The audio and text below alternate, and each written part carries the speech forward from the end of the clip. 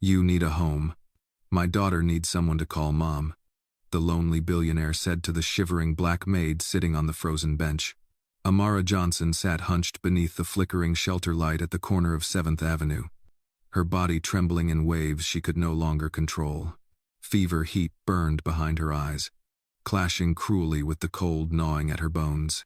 Her gray work uniform showed beneath a thin, threadbare coat, her hands bare, swollen, red, were shoved deep into her sleeves. A few hours earlier, she hadn't been here. She had been on her knees scrubbing a marble floor in a brownstone that smelled of bleach and old money, her head spinning, sweat soaking her collar despite the cold. She had told him she was sick. She had whispered it at first, then said it louder when her knees buckled. I have a fever. Sir, I just need a short break. Destin. Her employer hadn't looked up from his phone. You people always have excuses. Now, she kept working. Each movement sent a pulse of pain through her skull. When she slowed, he noticed. When she asked if she could finish the remaining rooms in the morning, he laughed. You'll finish tonight, or you won't be paid. I go. By the time she wiped the last counter, her vision blurred. She reached for the envelope with her wages. He snatched it back. I'm docking you for poor performance. 2. She begged then, quietly at first. Then with tears she hated herself for. She explained about the fever, the missed bus, the snow. He called her lazy, ungrateful, said she should be thankful to have work at all. When she didn't move fast enough to leave, he grabbed the nearest object, a glass paperweight, and hurled it across the room. It shattered against the wall inches from her head. Get out, he shouted. Don't ever come back. Actions early. She stumbled into the night with nothing but the clothes she wore and a bag so light it might as well have been empty. The door slammed. The lock turned. Now, hours later, Amara coughed sharply, the sound tearing at her chest. She pressed her lips together, willing herself not to cry. She had learned long ago that tears didn't soften people. They only confirmed what they already believed. The wind swept down the avenue, scattering snow across her lap. She looked up once more, searching for headlights, for anything. Nothing answered. Then tires crunching on ice. A black SUV eased down the block, its headlights carving tunnels through the snowfall. It slowed, stopped.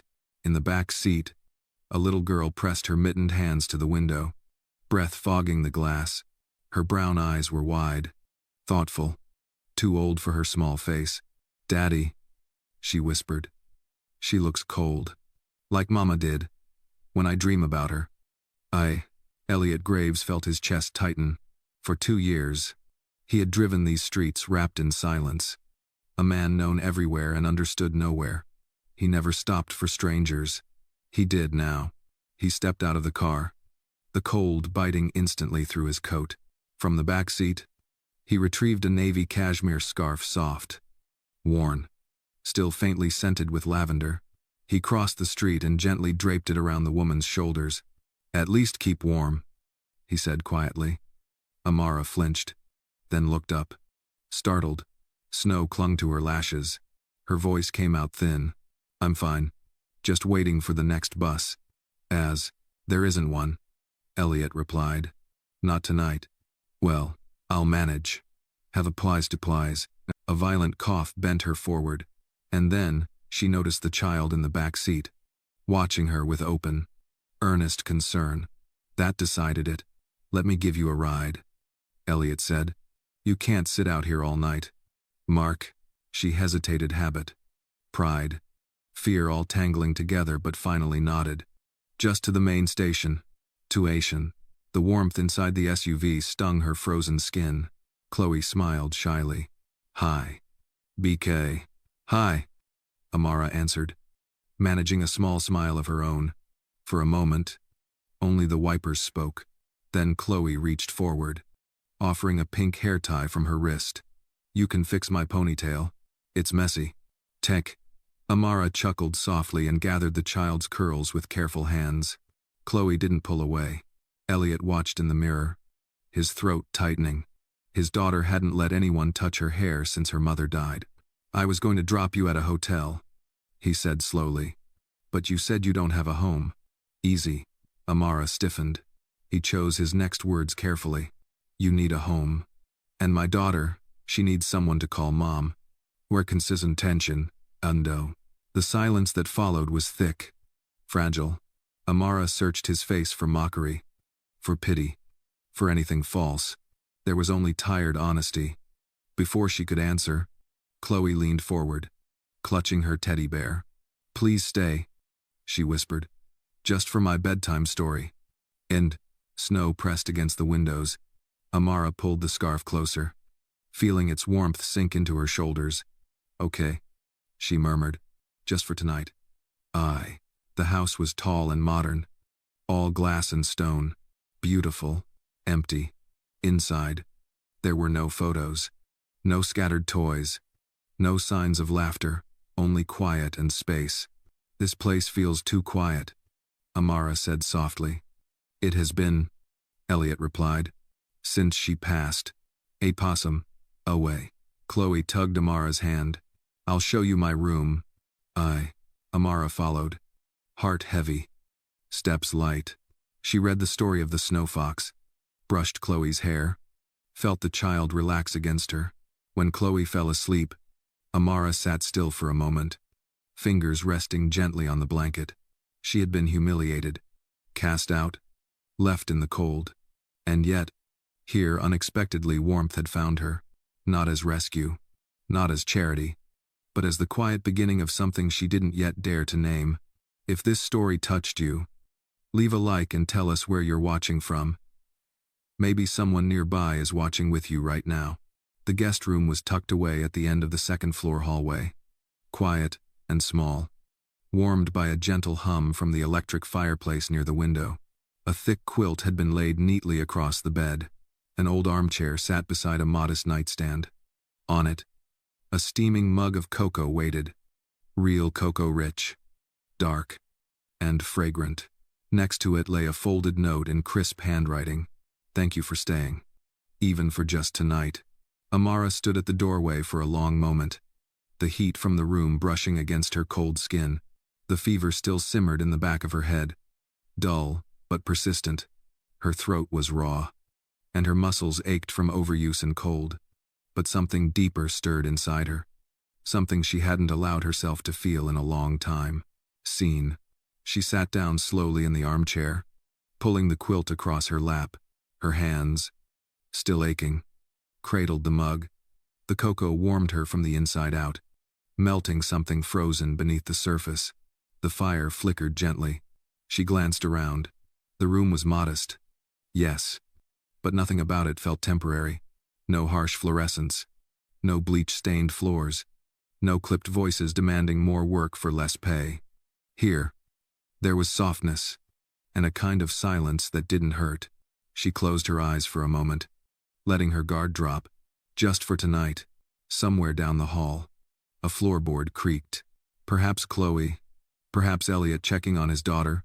It was the kind of sound that didn't set off alarms. It was just a house breathing.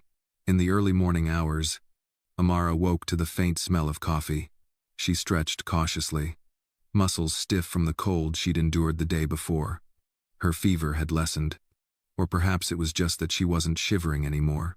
The scarf Elliot had given her was still wrapped around her shoulders, its softness a reminder that not every moment in her life had to be survived. Downstairs, she found the kitchen already lit by soft golden under-cabinet lights. The countertops were clean, everything in place, pristine, organized. There was no clutter, no spills, no noise. It felt like a model home more than a place people lived in. Elliot stood by the stove, pouring water into a kettle. He wore a gray sweater over a white shirt, sleeves rolled up to the elbows. The man didn't look like a billionaire. He looked like a father trying not to fall apart. He turned as she stepped in. Morning. Red nose. Good morning, she replied, her voice husky. I hope the room was okay. 18. It was. She searched for the right word. Kind. 80, he smiled faintly. That's good to hear. Away. Chloe came bounding into the kitchen, her feet clad in fuzzy socks shaped like bears.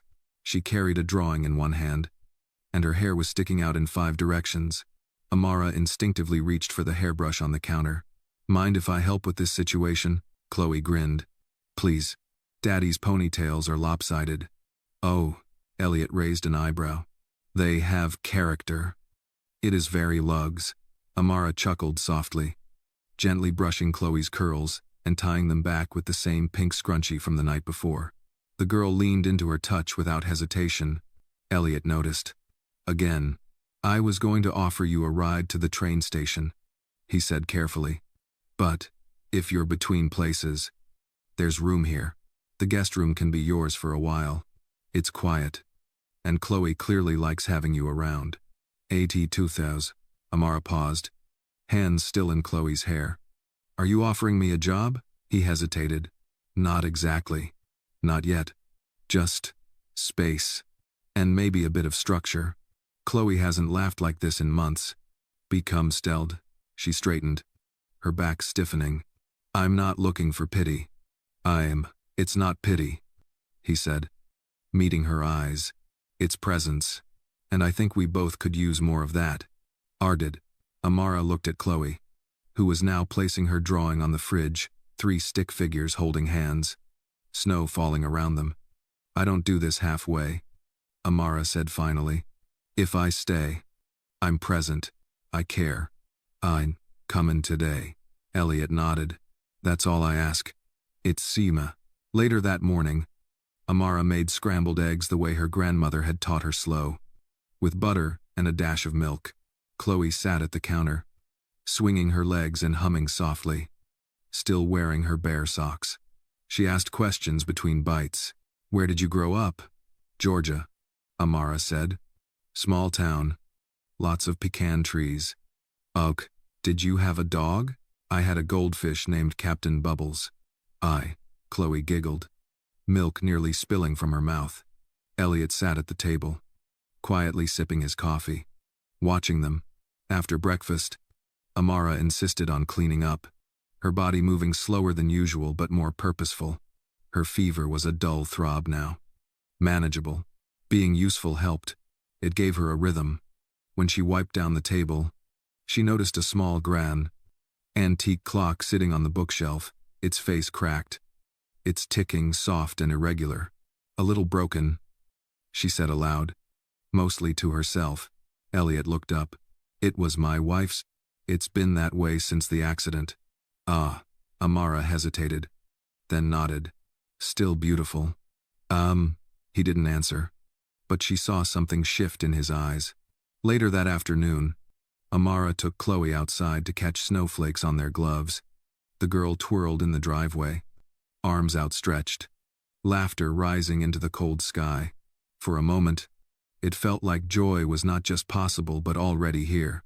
That night, after Chloe was tucked in and the house had settled into quiet, Elliot stopped at the doorway of the guest room. Amara looked up from the book in her lap. "I wanted to say thank you," he said. "For what?" "For being kind to her. For making this house feel less hollow." She closed the book gently. "She's a special kid. Tals. She didn't let anyone touch her hair for almost 2 years."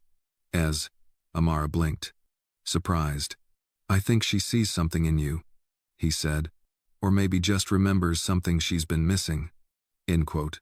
Amara looked at the fire, then back at him. "I'm not trying to replace anyone." Ignata grasped. "I know," he said. "That's not what this is." He turned to go, but paused. "Good night." Amara. "Well, Tupper. Good night." Elliot. Duex. As the fire flickered behind her, she realized she wasn't cold anymore. Not just from the cocoa, not from the quilt, but from something gentler, something like the first flame in a long winter. By the 3rd morning, Amara's body had begun to settle. The fever had mostly gone, leaving a shadow of fatigue that clung to her shoulders like a shawl. But the cold ache had been replaced with something warmer, a rhythm, a familiarity she hadn't expected to grow so quickly. She rose before sunrise, quietly moving through the house in socked feet. In the kitchen, she brewed coffee in silence, her fingers moving instinctively grind. Pour. Stir. A few minutes later, she laid out 2 mugs on the counter. One was hers. The other she placed beside a napkin, folded neatly. On the napkin, she wrote in cursive, soft and small, "Good luck today," or at least fewer meetings. "Oh," the coffee maker hissed. She smiled to herself. There was something soothing in doing small things for someone who didn't ask but still noticed. By the time Elliot stepped into the kitchen, his tie half-tied, he paused mid-step. "You're up early," he said. "Old habits," she replied, sliding the second mug toward him. "Thought you might need this." He glanced at the folded note, reading it quickly before folding it again and tucking it into his jacket pocket without a word. "Thank you." Body 1. Chloe came bounding down the stairs moments later, still in pajamas, one slipper missing. Her hair was already half undone. A small curl stuck to her forehead. "Someone needs a quick ponytail," Amara said, crouching with the brush in hand. Chloe grinned and knelt, bouncing on her toes. "Can I have 2 braids today?" "Of course." Creasing, Elliot watched, quietly sipping his coffee, as Amara worked through Chloe's hair with ease, humming a soft gospel tune under her breath. By the time Chloe was dressed, fed, and ready for school, Elliot checked his watch. "I can drop her off this morning." "I knowed. I'll walk her out," Amara offered, grabbing Chloe's red coat from the rack. Chloe wrapped her arms around Amara's waist before skipping toward the car. Elliot hesitated before unlocking the door. "She's been lighter lately," he said. Amara nodded. "Children know when the air in a house changes." Men. He met her eyes. "So do adults." With that, he opened the car door, helped Chloe in, and drove off. The house fell quiet again. Amara returned inside, took the last sip of her coffee, and looked out the tall kitchen windows. Snow had started again, gentle flakes drifting across the gray sky, like tiny messages from somewhere softer than this world. She found herself walking the halls, taking slow steps past rooms she hadn't entered. The place was beautiful, but there was something missing, a heartbeat, a softness. No photos, no music, no clutter. The home of a man still frozen in grief. She passed a closed door and paused. Her hand hovered, then fell away. "Not mine to open," she reminded herself. Instead, she spent the next hour cleaning the guest bathroom and folding the fresh laundry that the housekeeper had left in a basket. She didn't have to. Elliot hadn't asked, but it felt right, like a small exchange for the warmth she'd been given. Later that day, she walked down the street to the corner bodega. The snow had slowed. She picked up a few things: her own toothpaste, a new brush for Chloe with pink bristles, and some lemons for tea. As she counted change at the register, the old man behind the counter gave her a curious glance. "You the new help up at the Graves place?" he asked. Amara froze. She looked up. "I'm just staying for a bit." "Oh, he nodded slowly. "That little girl's been through a lot. Sweet kid. We have to do that, Amara offered a soft smile and took her bag. As she walked back, wind tugging gently at her coat, she thought about the way people reduced others to roles. Help. Guest. Nanny. No one ever asked what someone was before the storm hit. That night, Elliot came home later than usual. Chloe was already in her pajamas, sitting on the couch beside Amara with a book on her lap. Amara looked up when he entered. "Long day?" she asked. "The kind that never ends," he replied, hanging his coat on the rack. Chloe perked up. "Daddy, look what we made." She held up a plate slightly burnt cookies, some shaped like stars, others like lopsided hearts. Powdered sugar dusted the coffee table, the floor, and a bit of Amara's sleeve. Elliot raised an eyebrow. "Baking? Therapy," Amara said with a tired grin. She picked the music. 80 seconds, Motown. "We walked to." Chloe nodded proudly. "We danced." "Too," Elliot chuckled softly, the sound unfamiliar but welcome. "I haven't heard that kind of joy in this house in a long time." Was noted. He sat on the edge of the couch, picking up one of the cookies. "Star or heart?" Heart, Chloe said. He bit into it, then made a face. You sure this wasn't meant to be a rock? Chloe giggled and tackled him with a hug. Later, after Chloe had fallen asleep with her bear clutched tight and crumbs on her pillowcase, Amara stepped out of her room and found Elliot standing in the dimly lit hallway, staring at nothing. She asked me tonight if you'd be reading her a bedtime story again, he said quietly. I will. Do hi, he nodded. There was a pause before he added. She also asked if you were going to stay forever. Amara folded her arms. And what did you say? I told her. That's not something grown-ups always know. I do. She looked at him. That's honest. Minister. But I also told her, he added, that sometimes the people who show up in the middle of a storm are the ones who were meant to stay all along. Amara didn't reply. Instead, she glanced toward the window where snow had begun to fall again. You ever grow anything? He asked suddenly. Excuse me? Like a garden. Plants. To goddess. She smiled faintly. Not really. I grew up where soil was mostly clay and hope. I'd go. My wife, she tried every spring. Never could keep anything alive past July. Oh, Amara looked at him. Some seeds still take root, just need the right ground. With Constance, their eyes met. He looked away first. Good night. Amara. Good night. Elliot. We have tour 7. As she stepped back into her room, she noticed Chloe's drawing now pinned to the corner of the fridge, a new one. This time, the 3 stick figures were holding hands beneath a sun instead of snow. There was a 4th figure drawn beside them, smaller, off to the side, not touching yet. Amara stared at it for a long time. A seed had been planted, and though snow still covered the world outside, something was beginning to grow. The next morning began the same way. Quiet, dark, and still, but the silence no longer felt hollow, it felt expectant, like a pause before a familiar tune resumed. Amara rose early, her feet guiding her through the soft-lit kitchen in that new rhythm she'd begun to know by heart. She brewed the coffee slowly, deliberately, savoring the ritual. She still wasn't sure what to call this space in her life. A job? A refuge? A detour? But whatever it was, it carried its own fragile peace. The napkin today read, 1 breath at a time. That's how all storms pass. Is the monaded. She folded it neatly and placed it beside Elliot's cup. Then she started breakfast, nothing fancy.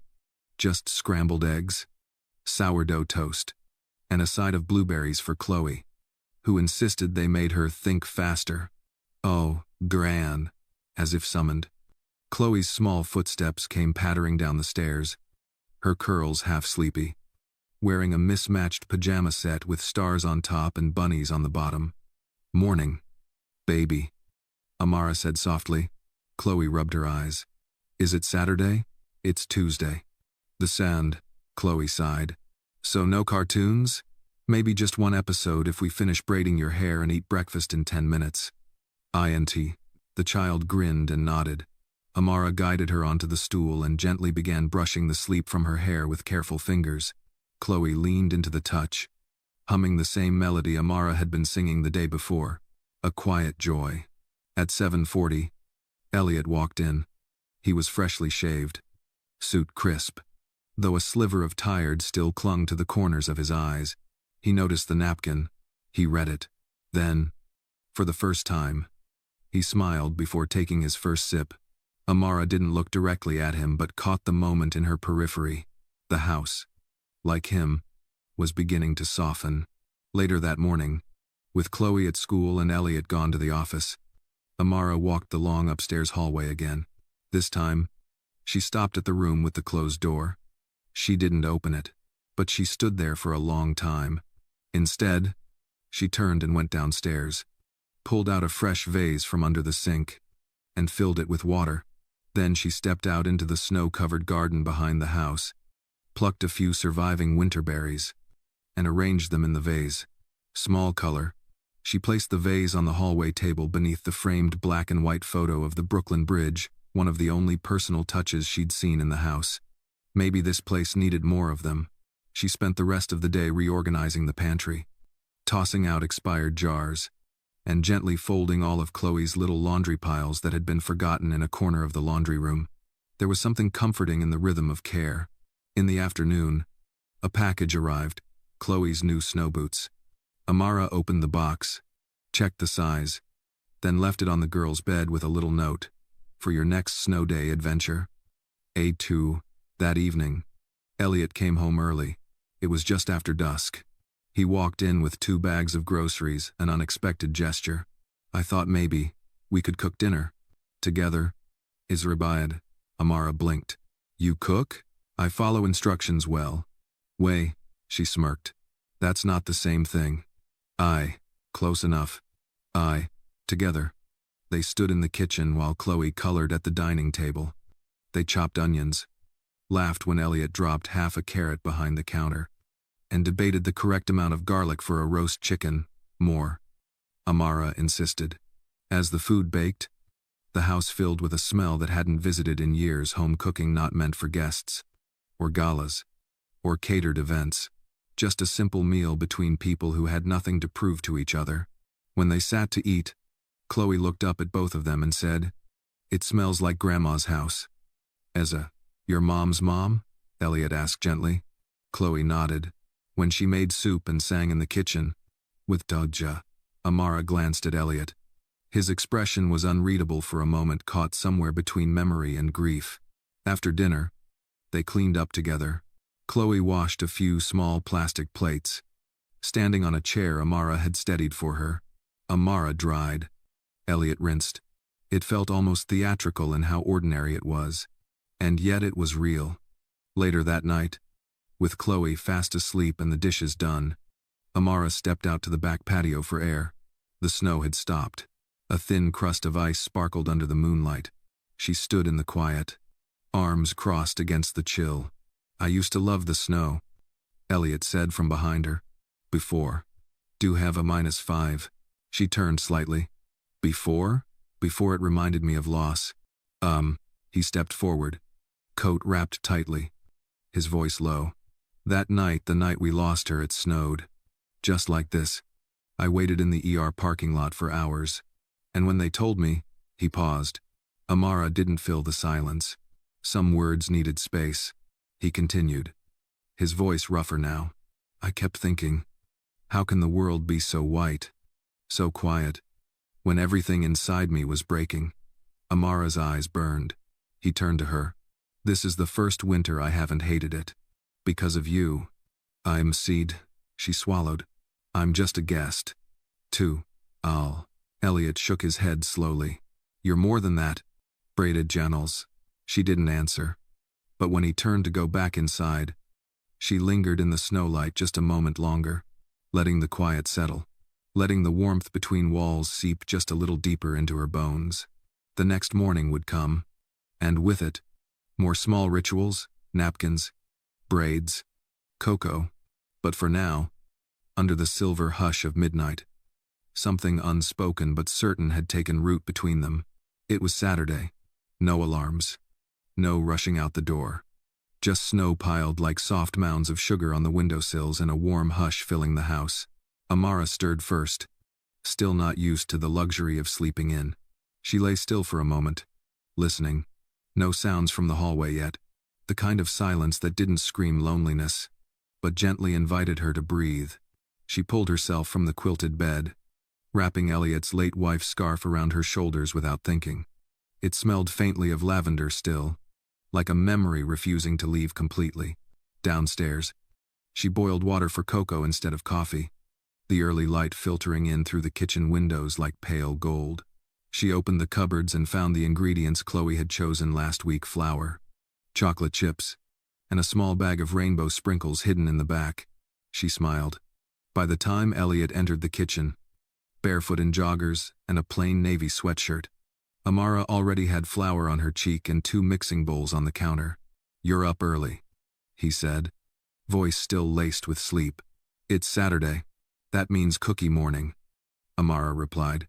Or so I was told. Together, Elliot raised an eyebrow. Chloe's tradition? Apparently. And I'm not one to ruin a good thing. She handed him a spoon. You mix. I'll supervise. If you well to see isn't no. Shouldn't it be the other way around? Amara gave him a look. Last time you diced carrots? One tried to escape into the vent. Two. He grinned, actually grinned and stirred without protest. Minutes later, Chloe appeared in the doorway. Arms stretched overhead, yawning in exaggerated fashion. Her curls were tangled, and she wore a nightgown covered in cartoon planets. What smells like Saturday? She asked. Your sous chef is underperforming, Amara said, gesturing toward Elliot, who was elbow-deep in dough. Chloe giggled and ran to grab her apron. The one with glitter handprints from preschool still stained across the front. The next hour passed like a scene from someone else's life. Chloe added too many sprinkles. Elliot broke 2 eggs into the same bowl and got shell everywhere. Amara dropped a spoon, sending flour puffing into the air like smoke. They all laughed real laughter. Not the polite kind saved for strangers. It was Chloe who said it. Halfway through her 3rd cookie. Powdered sugar on her nose. This is the happiest day since forever. I had seized and seedens of the matter 5. The words hung in the air, light and heavy at the same time. Amara's smile softened. Elliot didn't say anything, but his hand resting near Chloe's on the table moved just slightly closer. After lunch, Chloe asked Amara to come build a fort in the living room. Daddy's forts always collapse, she whispered. Amara obliged. With sheets from the linen closet and pillows from every couch in the house, they built a castle that spanned the length of the room. Inside, Chloe placed her flashlight, 3 picture books, and the bear she still slept with. Elliot passed by with a cup of coffee, paused, and took in the scene. Looks stable. Techless offers and tariff you do as not oxes in this. Better than your attempts, Amara teased. I resent that. Geez, truth doesn't need permission. I preed it. He shook his head, but a chuckle escaped as he moved on. Inside the fort, Amara and Chloe curled up and read The Snowy Day. The little girl hung on every word, then asked, Can you read it again? Of course. I grabbed it. Midway through the 2nd reading, Chloe fell asleep. Her small body curled against Amara's side. Amara didn't move, not even when her leg went numb. She simply lay there, one arm cradling the child, who had without warning found a space inside her heart. The peace was interrupted by the soft sound of footsteps. Elliot peeked in through the folds of the fort's blanket wall. His voice was barely above a whisper. She out? Amara nodded. He crouched outside the opening, resting on one knee. She trusts you. Eder. Amara looked down at the child, breathing steadily against her. She's easy to love. Ax too. So are you. Artie. The words caught her off guard. She looked up. Elliot didn't move. Didn't try to take it back. He simply let the moment settle between them, like snow falling gently onto already covered ground. Amara swallowed. You barely know me. Eeper. I know enough. She opened her mouth, closed it again. He stood slowly. I'll be in my office. Was not a go. After he left, Amara remained in the fort for a while longer, unsure of what had just shifted but knowing something had. Later, when the sun dipped and the house bathed in the soft golden hour, Elliot returned with something in his hand, a photograph. He handed it to Amara in the kitchen. It was a picture of his late wife holding Chloe, both of them smiling. Wind blown on a pier somewhere. She loved Saturdays. Said they were the best kind of days because you didn't owe them anything. Even. Amara studied the photo, then looked up. You still love her? He nodded. Always will. Oh geez, scree down. I'm not here to replace her. We doon forgutted. His voice was steady. I don't want you to go. I am. Amara let out a slow breath. So what do you want? Elliot hesitated. To believe it's possible to feel something again, without betraying what I already had. Tupries. She looked at him for a long moment. Then maybe, she said. We start with cookies and forts, one Saturday at a time. IDS. That night, Chloe drew a new picture at the table. 3 stick figures again. This time, one was in a red scarf, another in a long dress. All were standing beneath a rainbow with the words, My family scrawled in bright purple crayon. Elliot saw it. Smiled. Can we put it on the fridge? Chloe asked. Absolutely, he said. Amara pinned it up with a magnet shaped like a sun. No one said the words out loud. But in that simple gesture, something was declared. A seed had cracked open. Not fully bloomed. Not yet. But it was growing. The storm returned without warning that night. Thick snow rushed the windows like ghosts trying to get in, and the wind howled low through the corners of the house, like a memory begging to be heard. Amara woke with a start. She didn't know why at first. The room was dark, quiet, and still. The fire in the corner had gone low, casting a soft orange glow that danced across the floor. Her body ached in that dull, familiar way residue from the week before when she was left in the cold too long. She blinked, then sat up, ears tuned. There it was again. A soft sound, a whimper, not from the wind. She slipped from the bed, pulled on her robe, and stepped into the hallway barefoot, careful not to creak the floorboards. The sound came again, higher now, fragile, a child's cry. Amara's heart tightened. She moved quickly but silently toward Chloe's room. The door was cracked open. The dim nightlight painted the little girl's room in gold and gray shadows. Stuffed animals lay scattered across the floor like tiny soldiers asleep. But Chloe sat upright in bed, arms wrapped around her bear, tears streaking silently down her cheeks. "Sweetheart," Amara whispered. Stepping inside, Chloe didn't look at her at first. Her body trembled. Lips parted in a soundless sob. Amara crossed the room in 2 quick steps and climbed onto the bed. She pulled Chloe into her lap without a second thought, wrapping her arms around the child like a fortress. "I'm here," she murmured. "It's okay. I've got you." 18. Chloe clung to her, her small fingers gripping Amara's robe like a lifeline. "Don't go," the girl whispered. "Please don't go." "It two-hand, Krasta. I'm not going anywhere." "Would you?" Chloe pressed her face into Amara's chest. Her breath hitched, and then barely audible came the word, "Mommy, please don't leave again." "Enfried." Amara froze. For one long second, her breath caught, suspended in the room like the hush before snow falls. She tightened her arms around the girl, rocking her gently. "I'm right here," she whispered, voice cracking just slightly. "You're safe, Chloe. I promise." Tekentina, unseen. In the hallway, Elliot stood frozen. He had been woken by the same whimper. He'd meant only to check on his daughter, to peek in and make sure she hadn't kicked off her blanket or dropped her bear. But now, he stood rooted outside the room, a ghost in his own house. "Mommy," the word slammed into his chest, hollowing him out like a blow he hadn't prepared for. His breath shortened, his jaw clenched. He watched, unable to step inside. Amara, still holding Chloe, didn't see him, didn't know. She simply continued to murmur soft promises into the girl's ear, brushing her curls gently until Chloe's sobs slowed, softened, turned to breathing again. When she was sure Chloe had drifted off, Amara laid her gently back onto the pillow, tucked the blanket up to her chin, and kissed her forehead. The room glowed with quiet. Elliot turned away before Amara stepped out, disappearing down the hallway without a sound. He didn't want her to see his face, didn't want her to read what he couldn't hide. Downstairs, he sat alone in the darkened living room, the storm outside echoing the one inside him. He didn't sleep, not that night. When Amara woke the next morning, the house felt different, the kind of different you could taste in the air before a storm breaks. Something had shifted, something subtle, but sharp.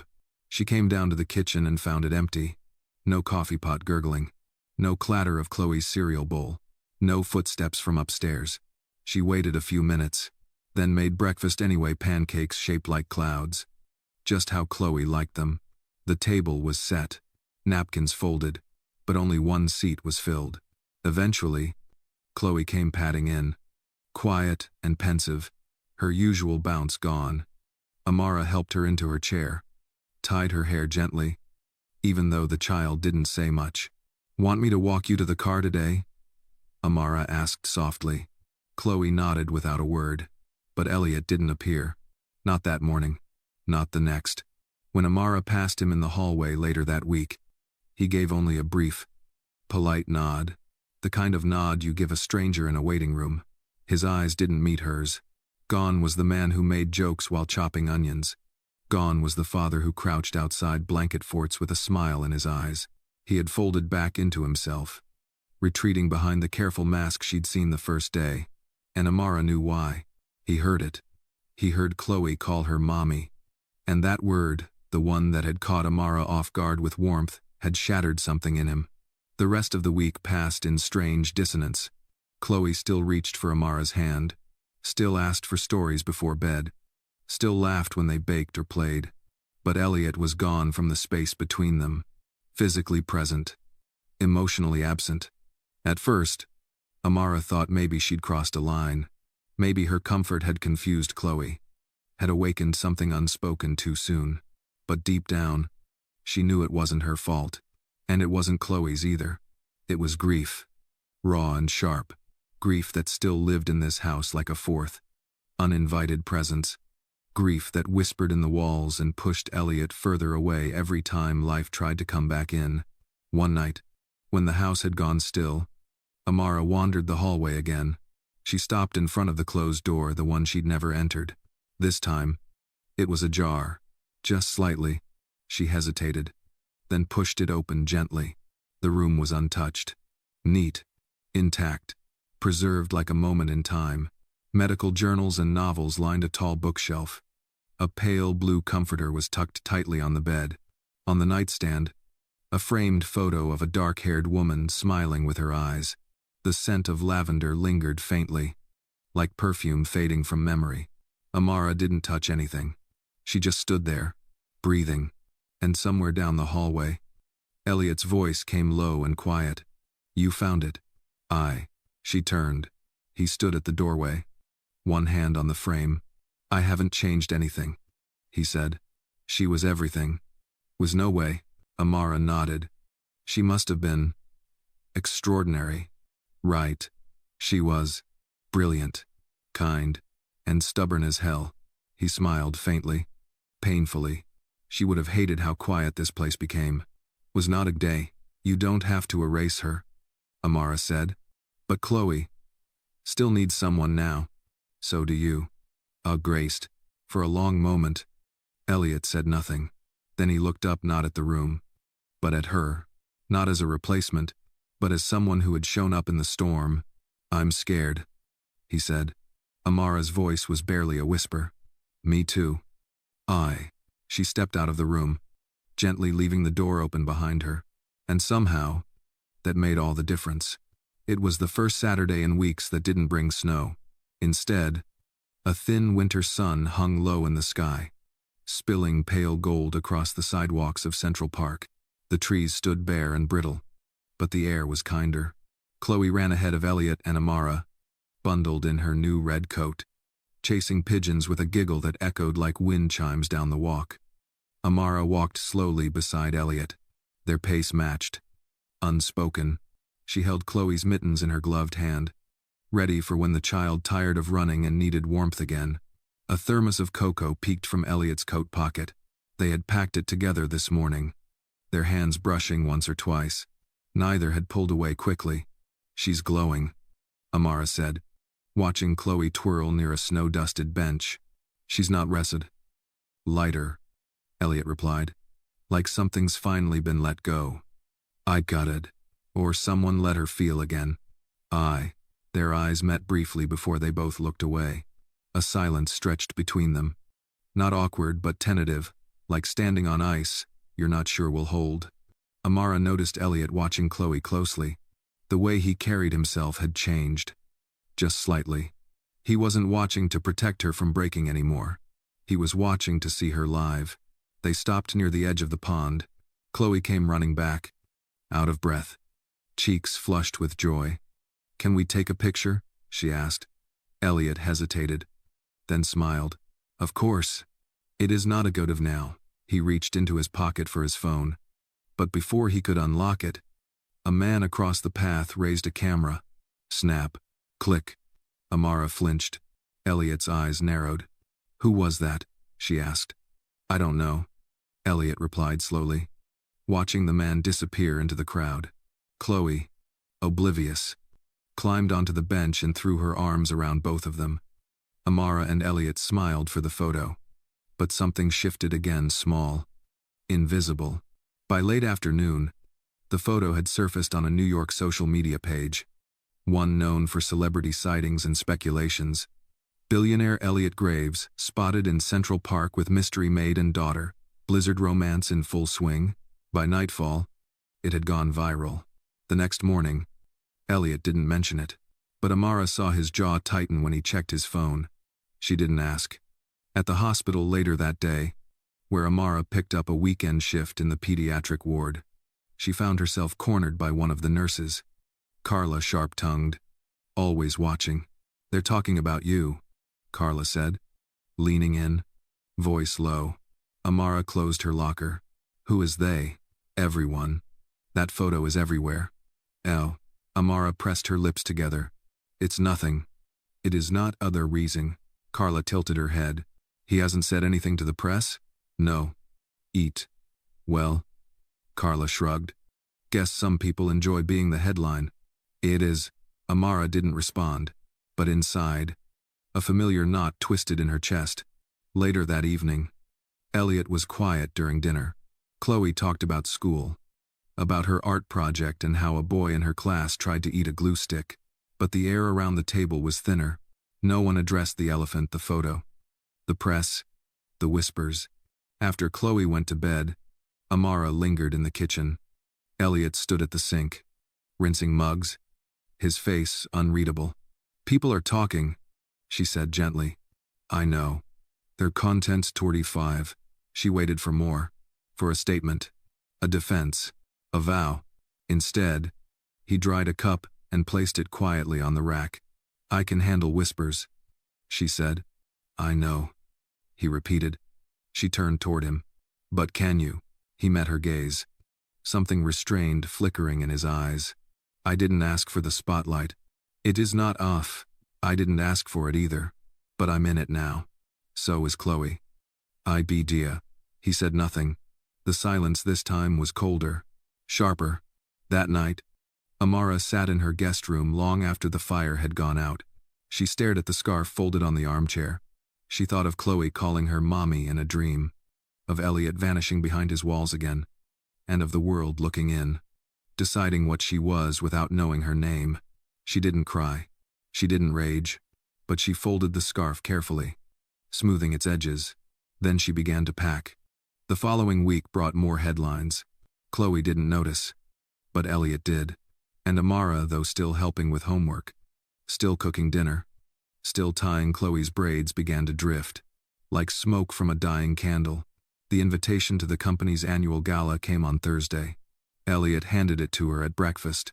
I want you and Chloe there. As. Amara hesitated. Are you sure that's wise? His voice was steady. It will be good for people to see you. Idea. At the gala, she wore a modest navy dress. Chloe wore white, a red ribbon tied at her waist. Elliot, in his usual black suit, looked untouchable. But the moment they entered the ballroom, conversations halted, eyes turned, lips whispered. As they crossed the floor, Amara heard it low, sharp, coated in syrup. She doesn't have a family name, no real credentials. I suppose making a child call you mommy is one way to secure your place. End quote. The words hit like ice water down her spine. Amara's hand instinctively tightened around Chloe's. She looked to Elliot. He had heard. She saw it in the slight shift of his shoulders.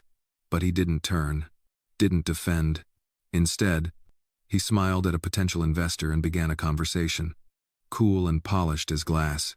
Amara didn't say anything. She bent down to Chloe's ear and whispered, Let's go home. Sweetie.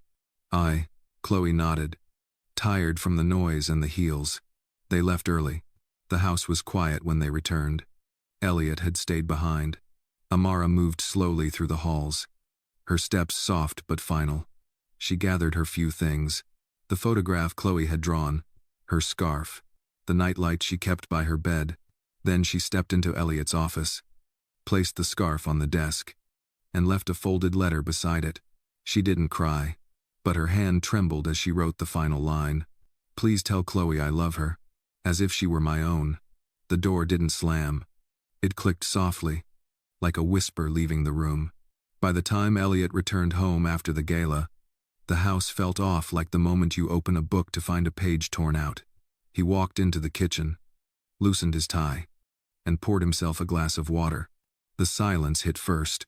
Usually, even late at night, he heard something: Chloe's gentle breathing through the baby monitor, the creak of Amara's footsteps in the hallway, a light left on accidentally. Tonight, there was none of that. The house was clean, too clean. His eyes fell on the note. The scarf was folded carefully, her handwriting elegant. Quiet looked like it had been written slowly, every curve deliberate. Please tell Chloe I love her. As if she were my own. He read the sentence twice. Then again, the last time. The words didn't blur. They burned.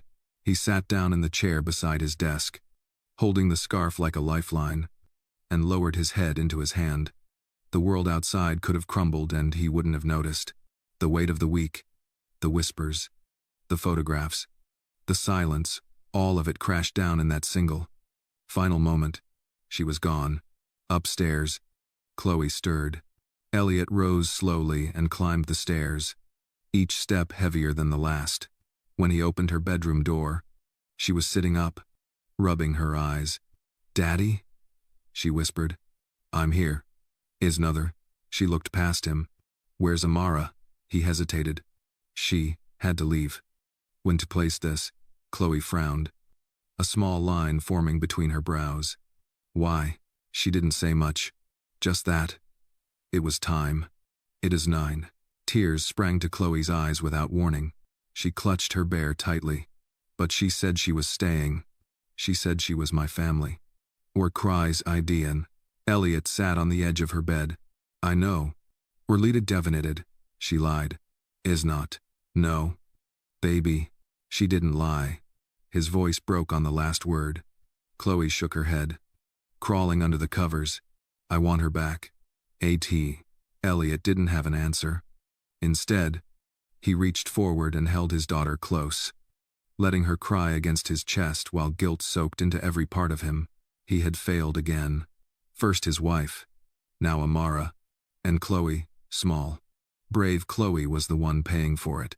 The next morning, there was no cocoa, no singing from the kitchen, no braids tied with care, just silence, and a little girl staring at her untouched cereal. The days passed in gray. Chloe grew quieter, her eyes scanning the door at odd moments, as though expecting Amara to walk in, apologize, say it was all a mistake, but she never came. Elliot sat in meeting after meeting, but nothing stuck. His team noticed it. The edge was gone. His assistant offered to clear his calendar twice, and when he refused, she gave him a look that hovered between pity and concern. The press tried to stir it up again, asking where the mystery maid had gone. If the story had taken a sad turn, the internet buzzed, then got distracted, then moved on. But Elliot didn't. One night, as he passed by Chloe's bedroom, he heard her whispering softly. He paused, pressed his ear to the door. She was speaking to her bear. It's my fault. I shouldn't have called her mommy. I broke everything. I was Node. Elliot's throat closed. He didn't open the door. Couldn't. Instead, he walked down to his office, poured a scotch, and sat in the dark.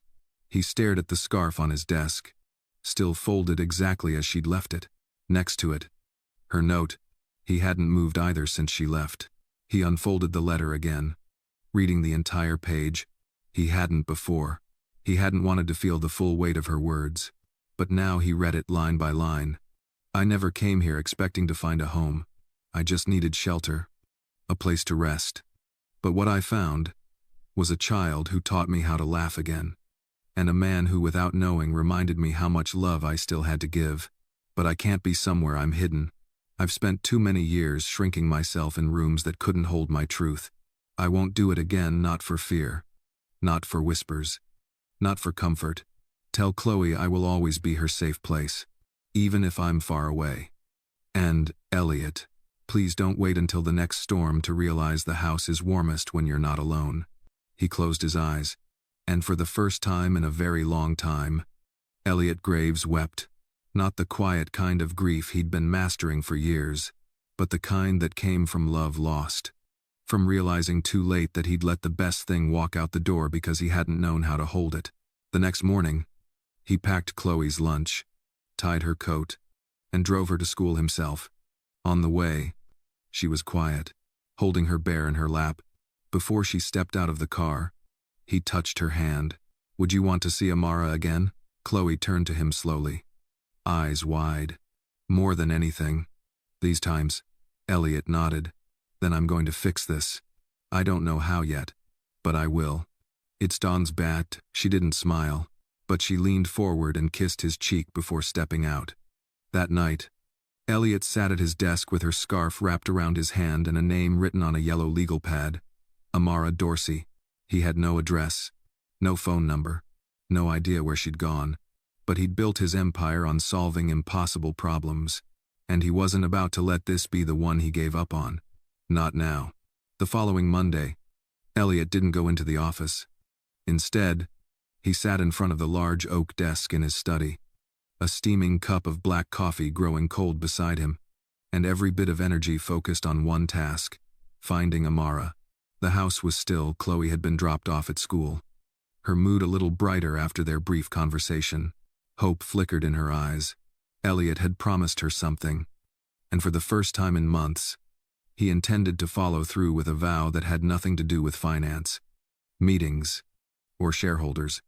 He started with the obvious, the agency that had first sent Amara, a quick call, a few business references, and within 15 minutes, he had someone on the phone.